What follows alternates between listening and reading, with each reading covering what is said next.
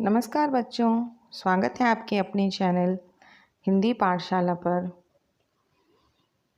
बच्चों, आज हम पढ़ेंगे पाठ 2 कक्षा 5 की रिमझिम पुस्तक से पाठ 2, जिसका नाम है फसलों का त्यौहार। फसलों का त्यौहार। फसलों का त्यौहार से क्या तात्पर्य है बच्चों? फसलों के त्यौहार का अर्थ होता है फसल की खुशी में जो हम उत्सव मनाते हैं उसको हम त्यौहार कहते हैं। That means harvest festival. Harvest means होता है फसलों की कटाई। जब हमारे घर में कुछ भी आता है तो हमें बहुत ज़्यादा खुशी होती है। तो अगर हमारे घर में अनाज आए तो हमें कितनी खुशी होगी, क्योंकि वह तो हमें खाने पीने के लिए सब कुछ देती है। हमारे कृषि भाई जो हैं वह टाइम टू टाइम खेती करते हैं, टाइम टू टाइम अनाज लाते हैं, तो इसकी खुशी हमें अलग से होती है। इस खुशी को ही सेलिब्रेट करते हैं हम और त्यौहार मनाते हैं। तो बच्चों, उसी के संदर्भ में यह पाठ लिखा गया है। तो बच्चों, ये पाठ है, आइए हम पाठ को पढ़ते हैं। सारा दिन बोरसी के आगे बैठकर हाथ तापते हुए गुजर जाता है। कहाँ तो खिचड़ी के समय धूप में गर्माहट की शुरुआत होनी चाहिए और यहाँ हम सूरज के इंतज़ार में आस लगाए बैठे हुए हैं। पूरे 10 दिन हो गए सूरज लापता है। आज सुबह तो रज़ाई से निकलने की हिम्मत ही नहीं हो रही थी। सारा दिन बोरसी के आगे बैठकर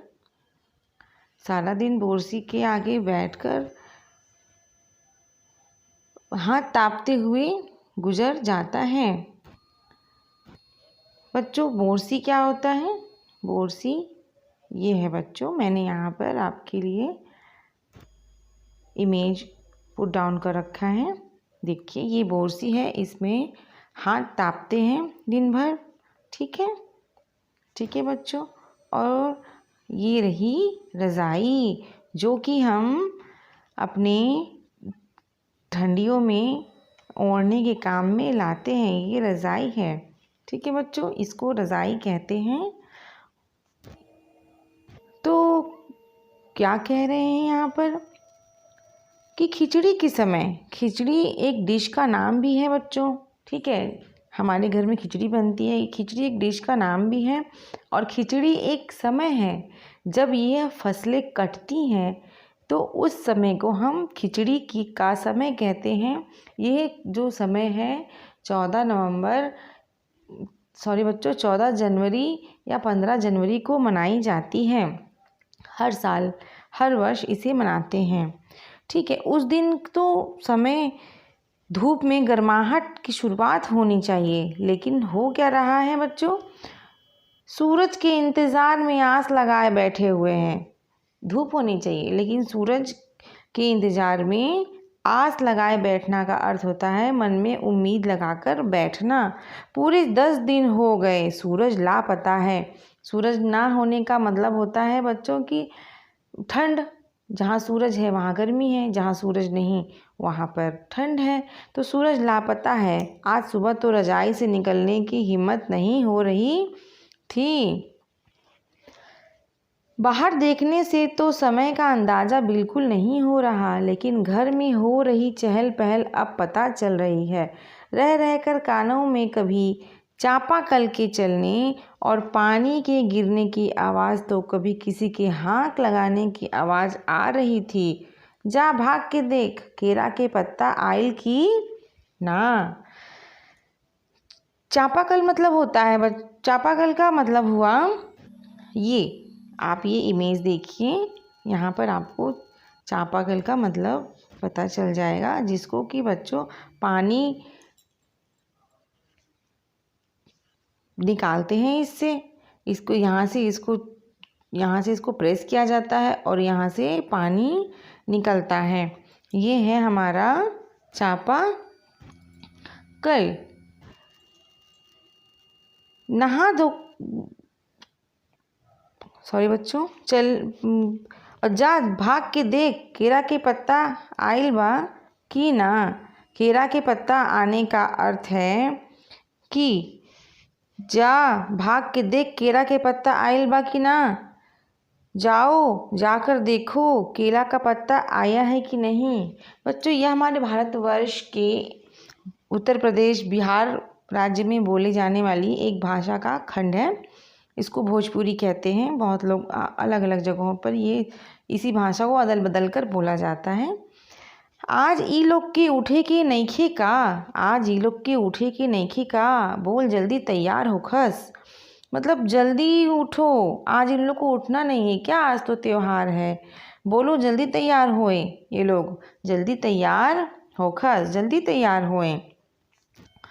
अब तो उठने में ही भलाई है। अब तो उठने में ही भलाई है।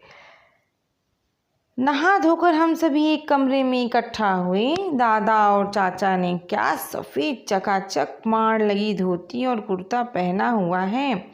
खिचड़ी में ऐसन ठाड़ हम पहले कब्बो ना देखनी, सारा देह कनकना देता। पापा ने कहा शायद आज धोती में उन्हें ठंड कुछ ज़्यादा लग रही है। नहा धोकर हम सभी एक कमरे में इकट्ठा हो गए। सभी लोग नहा धोकर कमरे में इकट्ठा हुए। दादा और चाचा जी जो हैं उन्होंने क्या पहनी है बच्चों। चकाचक माड़ लगी धोती और कुर्ता। मीन्स माड़ लगी धोती का मतलब होता है कि जो हम चावल को पकाने के बाद उसका पानी निकालते हैं स्टार्च, उसको माड़ कहते हैं। जब कपड़े लूज़ हो जाते हैं बच्चों, कॉटन के कपड़े होते हैं वो लूज़ हो जाते हैं तो उसमें माड़ लगाकर सुखा देते हैं। माड़ को लगा के सुखाने से वो कपड़ा एकदम कड़क हो जाता है और बिल्कुल नया सा शाइनिंग आ जाती है उसमें बच्चों। तो वही कह रहे हैं कि चकाचक माड़ लगी धोती और कुर्ता पहना हुआ है। खिचड़ी में ऐसन ठाड़। ठाड़ ठाड़ कहने का अर्थ है बच्चों मतलब ठंडी। ठाड़ हम पहले कब्बो ना दिखनी, सारा देह कनकना देता। मतलब ऐसा ठंड उन्होंने कभी देखा ही नहीं था। सारा देह कनकना देता। कनकना देना का मतलब बेटा बहुत ज़्यादा सर्दी है तो वह कनकना देता। पापा ने कहा शायद आज धोती में उन्हें ठंड कुछ ज़्यादा लग रही है। भाई ठंड लगे भी क्यों ना, क्योंकि धोती तो हल्की होती है। धोती हल्की है इसलिए पापा जी को ठंड ज़्यादा लग रही है। ठीक है। सामने मचिया पर खादी की सफ़ेद साड़ी पहने हुए दादी बैठी थी। आज दादी ने अपने बाल धोए हैं। झक सफ़ेद सेमल की रुई जैसे हल्के फुल्के बाल। गौर से देखने पर भी एक काला बाल नज़र नहीं आता।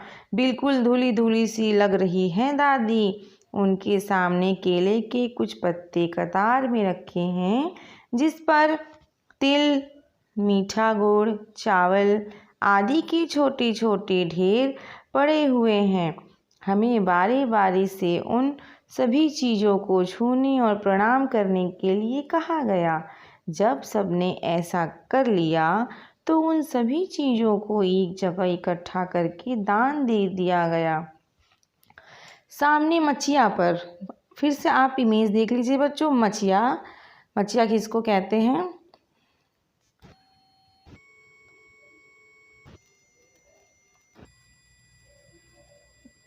मचिया आपका बच्चों मचिए की मैंने तस्वीर लगा रखी है। देखिए मचिया ये है, ये मचिया हो गया बच्चों। और सेमल की रुई जैसी दादी के बाल, ये है सेमल की रुई बच्चों। ये है कॉटन सीड प्लांट्स, इसमें से कॉटन जैसे रुई निकलते हैं बिल्कुल सफ़ेद। इसी प्रकार से दादी का बाल बिल्कुल प्रतीत हो रहा है। एक भी जगह दादी का बाल काला नहीं है, एकदम हल्का फुल्का है। ठीक है। आज तो अप्पी दीदिया बुरी फंसी।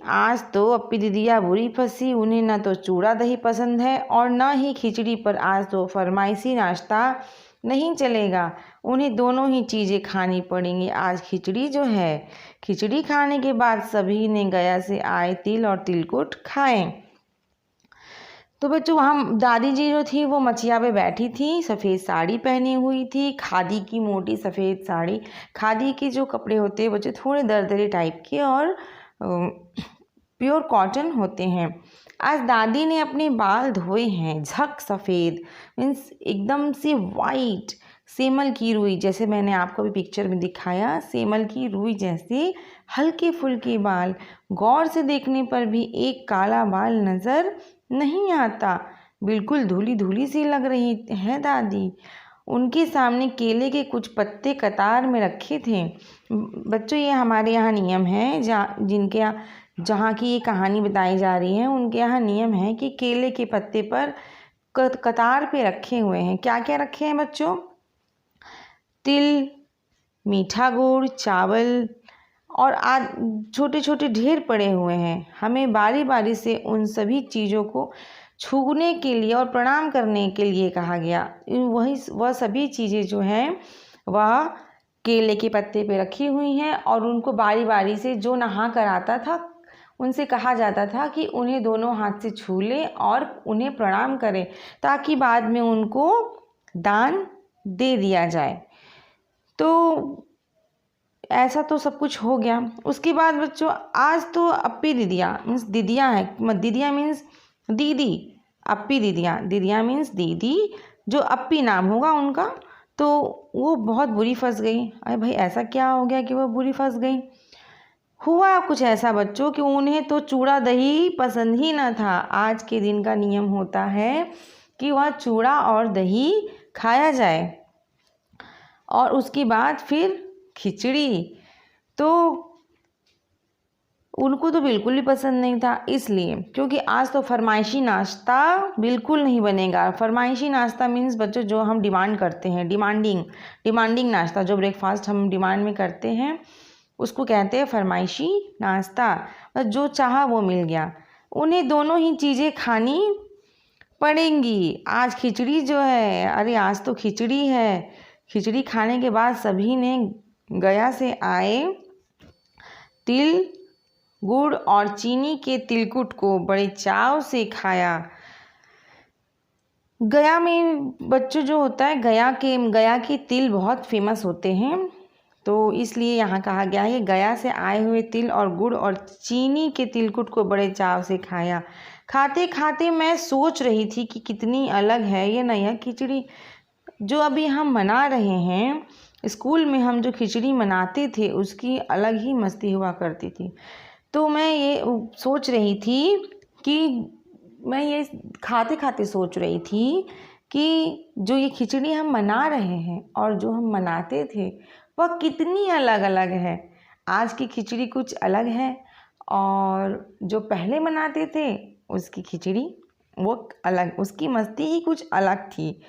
छुट्टी का दिन, नाव में बैठकर गंगा नदी की सैर और फिर टापू पर बालू में दौड़ते हुए पतंग उड़ाना या उड़ाने की कोशिश करना कितना मज़ा आता था। इधर हम पतंग उड़ाते थे और वहीं थोड़ी दूर पर गुरुजी, विमला, दिद्दा, आनंद जी, झिलमिट भैया सब मिलकर ईंट से बने चूल्हे पर बड़े बड़े कड़ाहों में खिचड़ी बनाते थे।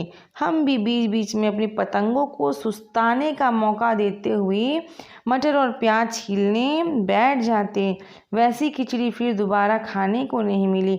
वाकई ढंग कैसा भी हो, पर ये खुशियों का त्यौहार। वाह बच्चों, यहाँ पे लेखक जो हैं, जिन्होंने ये लेख लिखा है, वह अपनी पुराने दिनों को याद करते हुए कहते हैं कि जब हम स्कूल में थे तो क्या खिचड़ी मनाते थे, उसकी अलग ही मस्ती हुआ करती थी। छुट्टी का दिन हुआ करता था और गंगा नदी की सैर करते थे, बालुओं में दौड़ते थे, पतंग उड़ाते थे, उड़ाने नहीं आती थी तो कोशिश करते थे और बहुत मज़ा आता था। इधर हम पतंग उड़ाते थे और गुरुजी मीन्स टीचर, जो उनके टीचर हुआ करते थे, और विमला दिद्दा मतलब विमला दीदी, आनंद जी, झिलमिट भैया सब मिलकर ईंट से बने चूल्हे पर बड़े बड़े कड़ाहों में खिचड़ी बनाते थे। बच्चों, उस समय ईंट से बने चूल्हे होते थे। इसकी इमेज आप देखिए, ईंट से बने चूल्हे होते थे। देखिए बच्चों, ये है आपके लिए मैंने इमेज कर रखा है। ये ईंट से बने चूल्हे हैं, बड़े बड़े। इस पे बड़े बड़े कड़ाहों में, बड़े बड़े बर्तनों में इसमें यहाँ पर आग लगाते थे लकड़ियों से, और बड़े बड़े कड़ाहों को, बड़े बड़े पतीलों, भगोनों को रख कर इस पर खिचड़ी बनाते थे। तो कवि लेखक जो हैं वो अपने पुराने दिनों को याद कर रहे हैं कि पतंग तो उड़ाने की कोशिश करते थे, पतंग को उड़ाते उड़ाते पतंगों को छोड़ देते थे कि चलो पतंग को सुस्ता लो, अभी हम मटर और प्याज छील कर आ रहे हैं। वैसे खिचड़ी फिर दोबारा खाने को नहीं मिली। मतलब उनके कहने का मतलब है कि उस रस को उन्होंने याद किया कि जो उन्होंने अपने पुराने समय में बिताया है। खिचड़ी वैसी उनको कभी भी खाने को नहीं मिली, मौज मस्ती के साथ। बच्चों, खिचड़ी हमेशा आती है, खिचड़ी हमेशा बनती है, खिचड़ी वैसी ही होती है, लेकिन मन की खुशी, मन के आत्मभाव, आत्मविभोर हो जाना, उन सब के साथ उन्हें ऐसा लग रहा था कि असली रस तो उस समय था जो उन्होंने उस समय जिया था। ठीक है। वाकई ढंग कैसा भी हो, पर ये खुशियों का त्यौहार, कहने का अर्थात है चाहे कोई भी तरीका हो, लेकिन खुशी तो खुशी होती है। खुशियों में त्यौहार मनाने का कुछ अलग ही मज़ा होता है। जनवरी माह के मध्य में भारत के लगभग सभी प्रांतों में फसलों से जुड़ा कोई न कोई त्यौहार मनाया जाता है। कोई फसलों के तैयार हो जाने पर खुशी बांटता है, तो कुछ लोग इस उम्मीद में खुश होते हैं कि अब पाला कम होगा। पाला कम होगा, पाला का अर्थ है बच्चों सर्दी, मीन्स बहुत ज़्यादा कड़ाके की ठंड, कोई भी चीज़ सूख जाना, इतनी ज़्यादा उसे ठंड लग जाती है कि वो चीज़ बिल्कुल सूख जाता है, पाला हो जाता है। ठीक है। तो जनवरी माह के मध्य में, मतलब 14 जनवरी 15 जनवरी जो होता है बच्चों, उसका समय जनवरी माह का बीच का महीना होता है, मध्य का महीना होता है, और उसी समय सभी फसल जो हैं कटते हैं और उसी समय फसलों का त्यौहार मनाया जाता है। अलग अलग नामों से अलग अलग राज्यों में यह त्यौहार को मनाते हैं। सूरज की गर्मी बढ़ने से खेतों में कड़ी फसल तेज़ी से बढ़ेगी। अब जो है बच्चों, लेखक कह रहे हैं कि सूरज की गर्मी बढ़ेगी तो खेतों में फसल तेज़ी से बढ़ जाएगी और सभी प्रांतों और इलाकों का अपना रंग और अपना ढंग नज़र आएगा। इस दिन सब लोग अच्छी पैदावार की उम्मीद और फसलों के घर में आने की खुशी का इजहार करते हैं। इसी सीज़न में बच्चों नए चावल, नए जो उपज होते हैं उस समय के, वही घर में आते हैं और उसी की पूजा की जाती है, क्योंकि अनाज जो है वो हमारी अन्नपूर्णा है, हमारी जीविका है, इसलिए उसकी खुशी सबसे ऊपर है। उत्तर प्रदेश, बिहार, मध्य प्रदेश में मकर संक्रांति या तिल संक्रांत।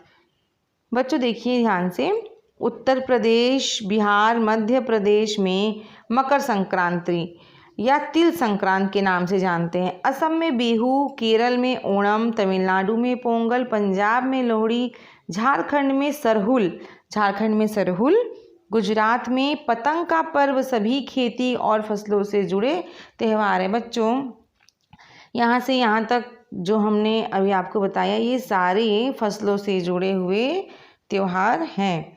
ये त्यौहार अलग अलग राज्यों में अलग अलग नाम से मनाते हैं। इन्हें जनवरी से मध्य अप्रैल तक अलग अलग समय में मनाया जाता है। जनवरी से मध्य अप्रैल तक अलग अलग समय में मनाते हैं।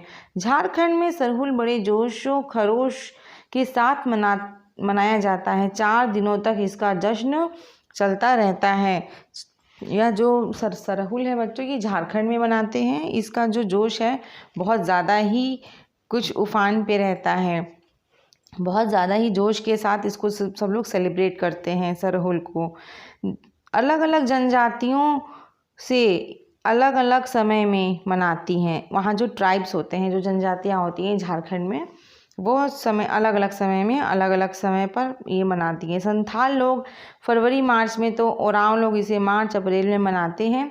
आदिवासी आमतौर पर प्रकृति की पूजा करते हैं। सरहुल के दिन विशेष रूप से साल के पेड़ की पूजा की जाती है। यही समय है जब साल के पेड़ों में फूल आने लगते हैं और मौसम बहुत ही खुशनुमा हो जाता है। स्त्री पुरुष दोनों ही ढोल मंजीरे लेकर रात भर नाचते गाते हैं। चारों ओर फैली हुई छोटी छोटी घाटियाँ, लंबे लंबे साल के वृक्षों का जंगल और वही आसपास बड़े छोटे छोटे गांव लिपे पुते करीने से बुहारे और सजाए गए अपने घरों के सामने लोग एक पंक्ति में कमर में बाहें डालकर नृत्य करते हैं। अगले दिन में नृत्य करते हुए घर घर जाते हैं और फूलों के पौधे लगाते हैं। घर घर से चंदा मांगने की भी प्रथा है, पर चंदे में मालूम है क्या मांगते हैं? मुर्गा, चावल और मिश्री। फिर चलता है खाने पीने और खेलों का दौर। तीसरे दिन जाकर पूजा होती है, जिसके बाद लोग अपने कानों में सरई का फूल पहनते हैं। सरई होता है बच्चों एक तरीके का वो तिनका टाइप का होता है, उसको कहते हैं सरई। सरई के फूल होते हैं छोटे छोटे सफ़ेद सफ़ेद, जो उनको अपने कानों में लगाते हैं। साल के पेड़ की पूजा की जाती है बच्चों यहाँ सरहुल में। सरहुल जो त्योहार ये लोग मनाते हैं, उसमें साल के पेड़ की पूजा की जाती है। साल के पेड़ जो होते हैं वह बहुत ही कीमती होते हैं, तो उसकी लकड़ियाँ जो होती हैं वो बहुत ही कीमती होती हैं।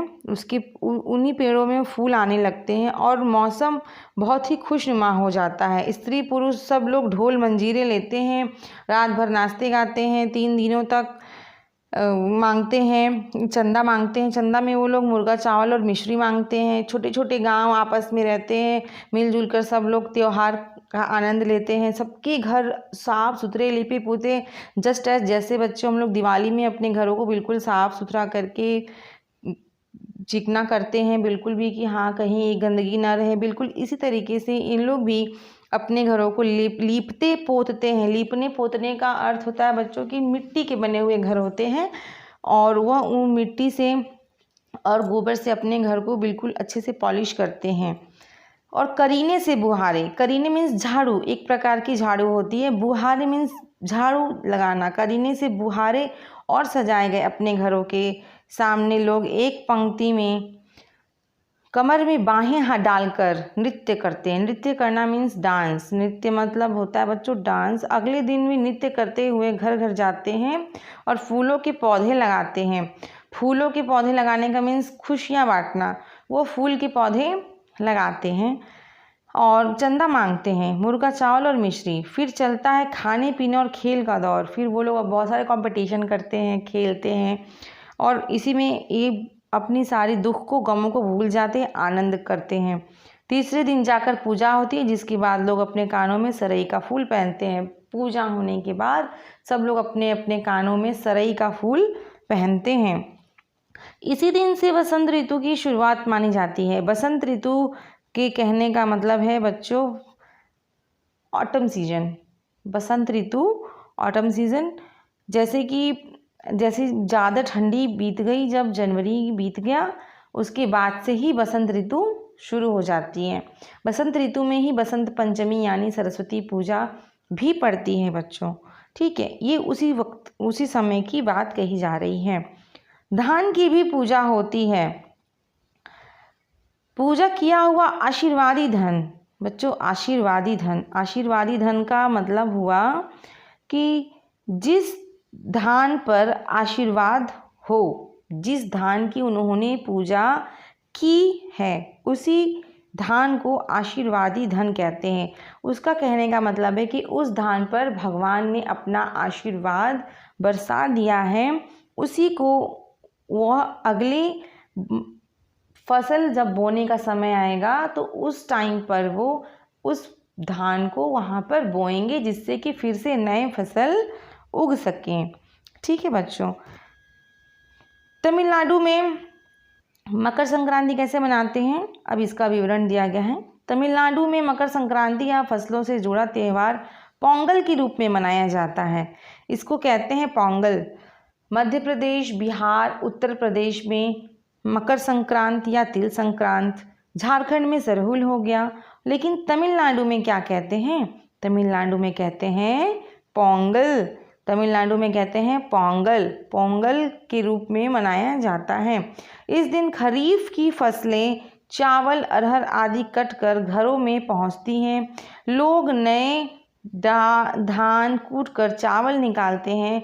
हर घर में मिट्टी का नया मटका लाया जाता है जिसमें नए चावल, दूध और गुड़ डालकर उसे पकाने के लिए धूप में रख देते हैं। हल्दी शुभ मानी जाती है, इसलिए साबुत हल्दी को मटके के मुंह के चारों ओर बांध देते हैं। यह मटका दिन में 10:30-12 बजे तक धूप में रखा जाता है।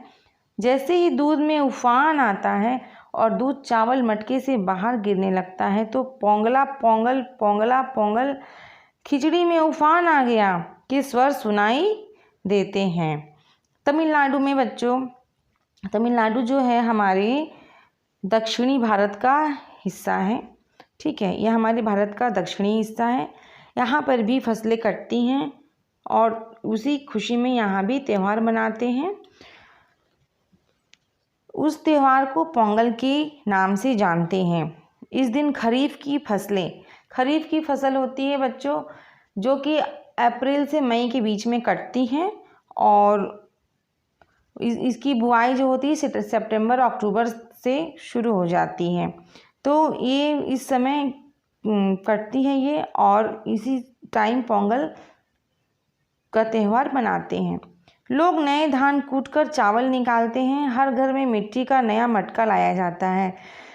हर घर में क्या करते हैं बच्चों, मिट्टी का मटका लाते हैं, नया नया मटका लाते हैं बिल्कुल, और उसमें चावल, दूध और गुड़ डालकर, ठीक है बच्चों, चावल, दूध और गुड़ डालकर। गुड़ क्या होता है बच्चों, गुड़ होता है, ये आप देखिए यहाँ इमेज में, ये होता है गुड़। इसको हिंदी इंग्लिश में कहते हैं जैगरी। क्या कहते हैं बच्चों, इसको हिंदी में हम लोग, इंग्लिश में जैगरी कहते हैं, हिंदी में गुड़ कहते हैं।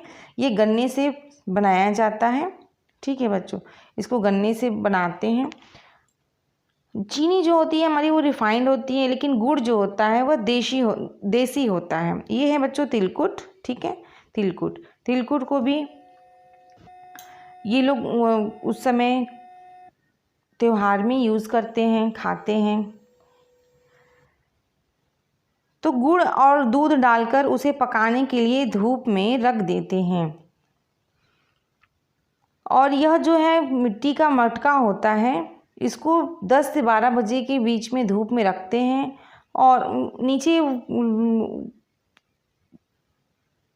नीचे कुछ आग जैसा वहाँ लगाते होंगे बच्चों, बिल्कुल धूप में तो पकेगी नहीं, तो इसको नीचे आग लगाते हैं और मटके को धूप में ऐसे रख देते हैं। उसमें दूध और गुड़ डालते हैं और हल्दी शुभ मानी जाती है। हल्दी शुभ मानी जाने के कारण उसके मटके के मुंह में चारों ओर हल्दी बांध देते हैं। धागा लगाकर माला बनाते हैं हल्दी की और उसके मटके के चारों तरफ ऐसे करके बांध देते हैं। हल्दी शुभ हो जाती है। इससे लगता है कि उनका त्यौहार जो है वह शुभ हो गया है। यह मटका दिन में 10:30-12 बजे तक धूप में रखा जाता है। जैसे ही दूध में उफान आता है, उफान आने का अर्थ है, मतलब उफान आने का अर्थ होता है बच्चों ऊपर आना, उफान आना, उफान, दूध ऊपर आता है और दूध चावल मटके से बाहर गिरने लगता है तो पोंगला पोंगल, पोंगला पोंगल कहते हैं। मीन्स मतलब खिचड़ी में उफान आ गया, मतलब खिचड़ी जो है, जो दूध और चावल है वह पक गया है, उसका स्वर सुनाई देने लगता है। दूसरी ओर गुजरात में, अब बच्चों यहाँ गुजरात का जिक्र किया गया है कि गुजरात में कैसे इस त्यौहार को मनाते हैं। इस त्यौहार को हम गुजरात में कैसे मनाते हैं, देखिए। गुजरात जो है वह हमारे देश का पश्चिमी भाग है। गुजरात हमारे देश का पश्चिमी भाग है और यहाँ पर मकर संक्रांति कैसे मनाते हैं इसको कुछ इस तरीके से।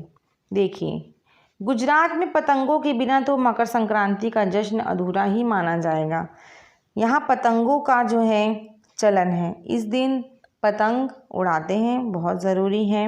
इस दिन आसमान की ओर यदि नज़र उठाए तो शायद हर आकार और रंग रूप की पतंगे आकाश में लहराती हुई मिले। प्रत्येक गुजराती, चाहे वह किसी भी धर्म, जाति या आयु का हो, पतंग उड़ाता है। हजारों लाखों पतंगों से सूर्य भी ढक सा जाता है। अर्थात कहने का मतलब है कि आसमान की ओर यदि उस दिन नज़र उठाया जाए मकर संक्रांति के दिन तो आसमान ही ना दिखे। इसका कहने का मतलब है कि बहुत ढेर सारी पतंगे उड़ती हैं। कोई भी उम्र के लोग हो, बच्चे बूढ़े, सब उस दिन पतंग उड़ाते हैं। उस दिन वहाँ के आसमान में बहुत सारे पतंग उड़ते हैं और वहाँ भी तिल और गुड़, तिलकुट, ये सब खाने का रिवाज है बच्चों। और अब देखिए, अब बारी है हमारी कुमाऊँ। कुमाऊँ कहाँ है बच्चों? कुमाऊँ उत्तराखंड में है। कुमाऊँ उत्तराखंड में है। कुमाऊँ में कैसे मनता है? कुमाऊँ में मकर संक्रांति को घुघुतिया भी कहते हैं। इसको घुघुतिया कहते हैं, घुघुतिया। कुमाऊँ में मकर संक्रांति को घुघुतिया कहते हैं। इस दिन आटे और गुड़ को गूंथ कर पकवान बनाए जाते हैं। आटे और गुड़ को गूंथ कर पकवान बनते हैं। आटे और गुड़ को मिलाते हैं, उसको एक में नीडिंग करते हैं बच्चों, गूंथते हैं, गूंथ कर उसको बनाते हैं। क्या क्या बनाते हैं ये बहुत इंटरेस्टिंग है। इन पकवानों को तरह तरह के आकार दिए जाते हैं, शेप, जैसे डमरू, तलवार, दाड़िम का फूल आदि। पकवान को तलने के बाद एक माला में पिरोया जाता है। माला के बीच में संतरा और गन्ने की गंडेरी पिरोई जाती है। यह काम बच्चे बहुत रुचि और उत्साह के साथ करते हैं। सुबह बच्चों को माला दी जाती है। बहुत ठंड के कारण पक्षी पहाड़ों से चले जाते हैं। उन्हें बुलाने के लिए बच्चे इस माला से पकवान तोड़ तोड़ कर पक्षियों को खिलाते हैं और गाते हैं। और क्या गाते हैं? कौआ आओ घूघूत आओ, ले कौआ बड़ो, माँ के दे जा सोने का घड़ो, खा ले पूरी, माँ के दे जा सोने की छुरी। इसके साथ ही जिस चीज़ की कामना हो वह मांगते हैं। तो बच्चों, कुमाऊँ में जो है मकर संक्रांति को घुघुतिया भी कहा जाता है। इस दिन आटे और गुड़ को गूंथते हैं और अलग अलग शेप में पकवान बनाते हैं, जैसे कि डमरू, तलवार, दाड़िम का फल, दाड़िम का फूल। दाड़िम का फूल मीन्स होता है अनार की फूल का शेप देते हैं उसको, पकवान को, और उस पकवान को एक माला बनाते हैं और उसके बीच में क्या लगाते हैं? संतरा मीन्स ऑरेंज लगाते हैं। और गन्ने की गंडेरी, गन्ने की गंडेरी का अर्थ है कि गन्ने को छील कर जो गन्ने की छिलके को छील देते हैं और गंडेरी उसकी छोटी छोटी पीस करके उसको उसमें पिरो देते हैं। तो यह काम जो है वो बच्चे बहुत ही इंटरेस्ट के साथ करते हैं। सुबह सुबह यह बच्चों को जो है माला दे दी जाती है। बहुत ठंड के कारण, उत्तराखंड जो है वो बहुत ठंडा प्रदेश है बच्चों, तो उस ठंड के कारण जो पक्षी होते हैं वो पहाड़ों से चले जाते हैं। उन्हें बुलाने के लिए इस माला से पकवान तोड़ तोड़ कर पक्षियों को खिलाते हैं और गाते हैं, कौआ आओ घुघुत आओ, ले कौआ बड़ो, माँ की दे जा सोने का घड़ो, खा ले पूरी, माँ के दे जा सोने की छुरी। इसके साथ ही जिस चीज़ की कामना हो वह मांगते हैं, वह अपनी विश को मांगते हैं, वह अपने विश को मांगते हैं। जो भी बच्चों के पास तो बहुत सारे विश होती हैं, जैसे कि भगवान मुझे ये दिला दो, मुझे ये दिला दो, बहुत सी विश होती हैं। बच्चे अपने हिसाब से अपने विश मांगते हैं। कितने अलग अलग अंदाज मकर संक्रांति को मनाने के। कहीं दूध, चावल और गुड़ की खीर बनती है तो कोई 5 प्रकार के नए अनाज की खिचड़ी बनाता है। कहीं कहीं लोगों का सैलाब नदी में स्नान के लिए उमड़ पड़ता है। लोग ठंड से ठिठुरते रहेंगे पर बर्फीले पानी में कम से कम एक डुबकी तो ज़रूर लगाएंगी। हाल यह होता है कि इन जगहों पर तिल रखने की भी जगह नहीं होती। तिल से याद आया, मकर संक्रांति के दिन पानी में तिल डालकर स्नान करना, तिल दान करना, आग में तिल डालना, तिल के पकवान बनाना विशेष महत्व रखता है। तुम्हारे घर या इलाके में इस त्यौहार को कैसे मनाया जाता है? इसे खिचड़ी, पोंगल, मकर संक्रांति या कुछ और कहा जाता है? या तुम फसलों से जुड़े कोई और त्यौहार मनाती हो? यदि तुम आपस में बात करो तो तुम्हें यह जानकर हैरानी होगी कि कई बार एक ही इलाके में रहने वाले लोग भी इस त्यौहार को अलग अलग ढंग से मनाते हैं। तो बच्चों, लेखक ने कहा है कि कितने अलग अलग अंदाज है ना मकर संक्रांति को मनाने के। कहीं दूध, चावल और गुड़ की खीर बनती है जो बहुत ही स्वादिष्ट बनती है बच्चों। दूध, चावल और गुड़ की खीर, नए चावल, नई गुड़, दूध मिलाकर आप बनाइए और अपने घर में भी खाइए, बहुत ही मज़े आते हैं। तो कोई 5 प्रकार के नए अनाज की खिचड़ी बनाता है। 5 प्रकार के अनाज मिलाते हैं उसमें, नए चावल, गेहूँ, ज्वार, बाजरा, मक्का सारे डाल के उसमें खिचड़ी बनाते हैं। कहीं कहीं लोगों का सैलाब नदी में स्नान के लिए उमड़ पड़ता है। इस दिन स्नान का बहुत ही महत्व है बच्चों। तो उस दिन सब लोग नदी में स्नान करने के लिए जाते हैं। उस समय तो ठंड बहुत रहती है, पानी भी बर्फीला होता है, लेकिन कम से कम एक डुबकी ज़रूर लगाएंगे, यह कहकर डुबकी लगा ही लेते हैं। और हाल यह होता है कि इन जगहों पर कहने का अर्थात है बच्चों, जहाँ पर नहाने का प्रचलन हो, जहाँ पर संक्रांति के दिन नहाने का प्रचलन होता है। ताल, तलैया, कूप, झरने, गंगा स्नान, इन जगहों पर तिल रखने की भी जगह नहीं होती है।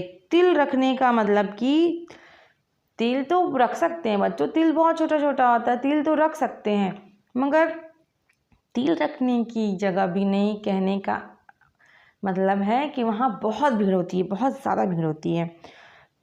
लेखक कह रहे हैं, तिल से याद आया, मकर संक्रांति के दिन पानी में तिल डालकर स्नान करना, तिल दान करना, आग में तिल डालना, तिल के पकवान बनाना विशेष महत्व रखता है। इस दिन तिल को दान करना चाहिए, आग में तिल डालना चाहिए, तिल के पकवान बनाना चाहिए, खाना चाहिए। तो बच्चों, ये बताइए कि आप भी थोड़ा डिस्कशन करिए कि घर में, आपके इलाके में यह त्यौहार कैसे मनाते हैं। इसे खिचड़ी, पोंगल, मकर संक्रांति या कुछ और कहा जाता है? या तुम फसलों से जुड़े कोई और त्यौहार मनाते हो?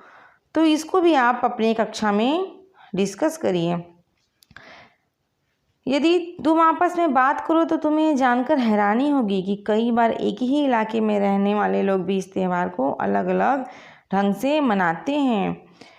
तो ये तो बात सही है बच्चों कि एक ही इलाके में रहने वाले लोग भी त्यौहार को बहुत ही अलग अलग ढंग से मनाते हैं। किसी के अलग रीति रिवाज है, किसी के अलग रीति रिवाज है, किसी के यहाँ कुछ होता है तो किसी के यहाँ कुछ होता है, कोई कुछ करता है। सबके अलग अलग ढंग, रहन सहन है, लेकिन खुशियाँ एक हैं। यही तो हमारे भारतवर्ष की सबसे बड़ी अच्छाई है। तो बच्चों, हम अब इसके क्वेश्चन आंसर जो है वो अगले पार्ट में करेंगे। अभी आप ये चैप्टर को अच्छे से पढ़ें ध्यान से। फसलों का त्यौहार। अगर आपको कोई भी डाउट हो तो मुझे कमेंट में ज़रूर लिखें, मैं आपके डाउट को ज़रूर दूर करूँगी। आप मेरे चैनल को सब्सक्राइब करिए। मैं हर 2 दिन पर नई वीडियो अपलोड करती हूँ। धन्यवाद बच्चों।